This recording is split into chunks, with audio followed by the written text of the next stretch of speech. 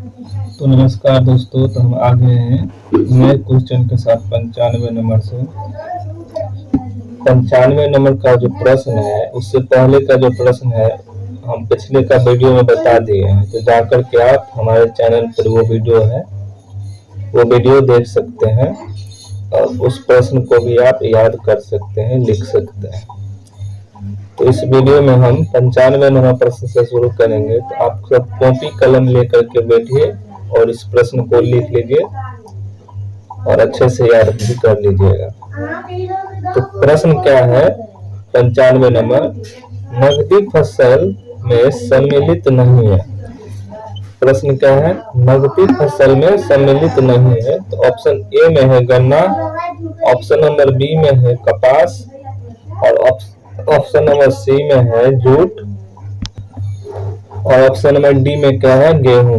तो दोस्तों इसका जो राइट आंसर हो जाएगा 95 नंबर प्रश्न का ऑप्शन नंबर डी हो जाएगा, डी में गेहूं में। तो चलिए इसको थोड़ा विस्तारित रूप से समझ लेते हैं। तो लिखिएगा, गेहूं रबी फसल है। गेहूं एक रबी फसल है। रबी फसलों की बुआई के समय कम तापमान तथा पकते समय शुष्क और गर्म वातावरण की आवश्यकता होती है। क्या होती है? गेहूं रबी फसल की बुआई के समय कम तापमान तथा पकते समय शुष्क और गर्म वातावरण की आवश्यकता होती है।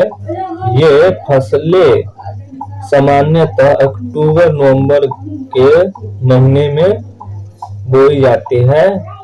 जौ, चना, मसूर, सरसों, बरसीम आदि भी रबी फसल ही है।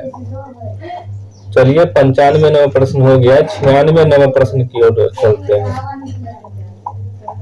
तो 96 नंबर का जो प्रश्न है, भारत का प्रथम उर्वरक संयंत्र कहाँ लगा था? प्रश्न क्या है? भारत का प्रथम उर्वरक संयंत्र कहाँ लगा था?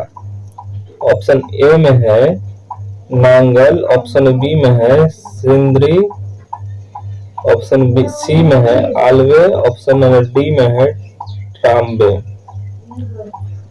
ऑप्शन ए में है क्या? नांगल, ऑप्शन बी में है सिंदरी, ऑप्शन सी में है आलवे, ऑप्शन नंबर डी में है ट्राम्बे। तो 96 नंबर का जो प्रश्न है, इसका राइट आंसर हो जाएगा ऑप्शन नंबर बी, सिंदरी।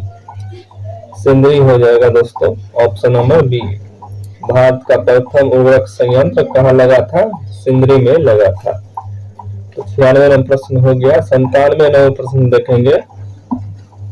तो 97 नंबर का जो प्रश्न है वो है, निम्नलिखित औद्योगिक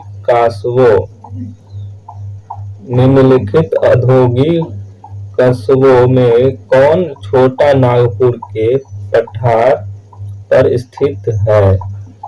ऑप्शन ए में है भिलाई, ऑप्शन बी में है रांची, ऑप्शन नंबर सी में है आसनसोल,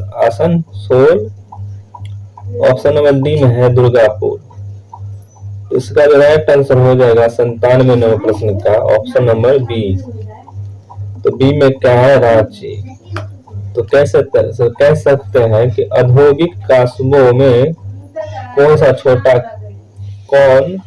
छोटा नागपुर के पठार पर स्थित है? वो है रांची में। तो चलिए इसको थोड़ा विस्तारित से समझ लेते हैं।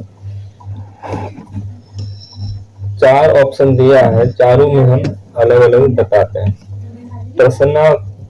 प्रश्नोत्तर औद्योगिक कस्बे और उनकी अवस्थिति इस प्रकार है।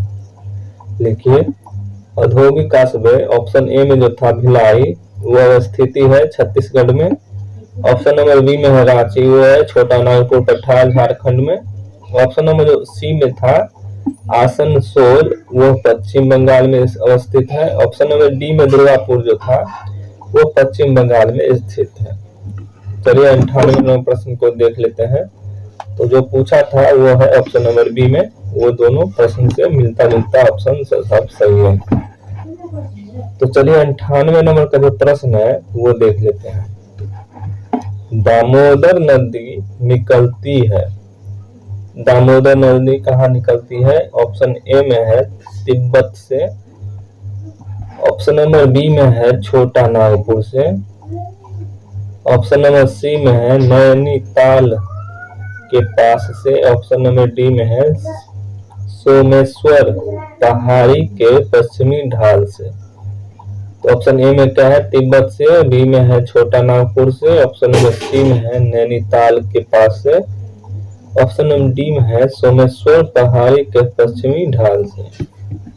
तो 98 नंबर का जो प्रश्न है ये है ऑप्शन नंबर बी इसका राइट आंसर हो जाएगा। 98 नंबर का छोटा नागपुर से,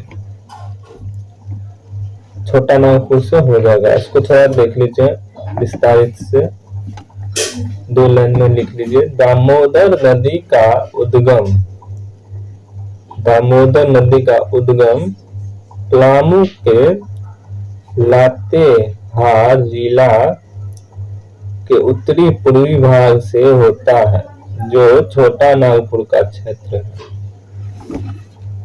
लिख लीजिए, इतना ही लाइन है।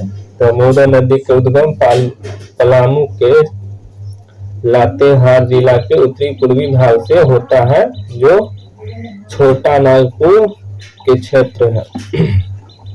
चलिए 99 नंबर प्रश्न देखेंगे, 2 प्रश्न और है। पूर्वी समुद्रों की स्वामिनी का नाम क्या है? क्या प्रश्न में पूर्वी समुद्रों की स्वामिनी का नाम बताना है। तो ऑप्शन ए में है श्रीलंका, ऑप्शन नंबर बी में है पाकिस्तान, ऑप्शन नंबर सी में है वर्मा, ऑप्शन नंबर डी में है भारत। तो 99 नंबर का जो प्रश्न है इसका राइट आंसर हो जाएगा ऑप्शन नंबर ए श्रीलंका। तो श्रीलंका हो जाएगा, पूर्वी समुद्रों की स्वामिनी का नाम है श्रीलंका। चलिए लास्ट क्वेश्चन है 100 नंबर। भारतीय संविधान को अपनाया गया था। तो ऑप्शन ए में है संवैधानिक सभा द्वारा, ऑप्शन ए में क्या है? संवैधानिक सभा के द्वारा, ऑप्शन नंबर बी में है ब्रिटिश संसद द्वारा, ब्रिटिश संसद के द्वारा, ऑप्शन नंबर बी में है। सी में है गवर्नर जनरल द्वारा, गवर्नर जनरल के द्वारा, ऑप्शन नंबर सी में। ऑप्शन नंबर डी में है भारतीय संसद के द्वारा, भारतीय संसद के द्वारा। तो लास्ट क्वेश्चन 100 नंबर का जो राइट आंसर हो जाएगा ऑप्शन नंबर ए संवैधानिक सभा के द्वारा, संवैधानिक सभा के द्वारा, option number A right answer हो जाएगा। इसको थोड़ा विस्तार से लिख लीजिए, लास्ट क्वेश्चन है। संविधान सभा का प्रथम अधिवेशन 9 दिसंबर 1946 को संसद भवन के केंद्रीय कक्ष में संपन्न हुआ।